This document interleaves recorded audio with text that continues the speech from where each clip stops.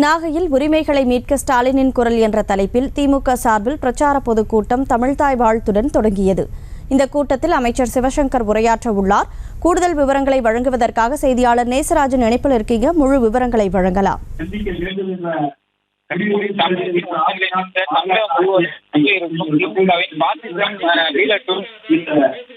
தமிழகம் முழுவதும் நடைபெற்று வருகிறது.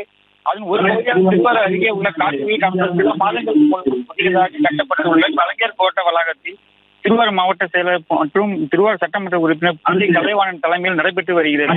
இதில் தமிழ்நாடு போக்குவரத்துறை அமைச்சர் சிவசங்கர், தமிழ்நாடு சட்டத்துறை அமைச்சர் ரகுபதி மற்றும் டெல்லி சிறப்பு பிரதிநிதி AKS விஜயன், தாட்கோ தலைவர் மதிவாணன், நாகை மாவட்ட செயலாளர் கௌதமன் உள்ளிட்ட 3000க்கும் மேற்பட்ட திருவாரூர் நாகை திமுக ஒன்றிய நகர மற்றும் தேர்வு கழக நிர்வாகிகள் கலந்து கொண்டனர். செய்திகளை உடனுக்குடனும் துல்லியமாகவும் தெரிந்து கொள்ள சப்ஸ்கிரைப் பண்ணுங்க.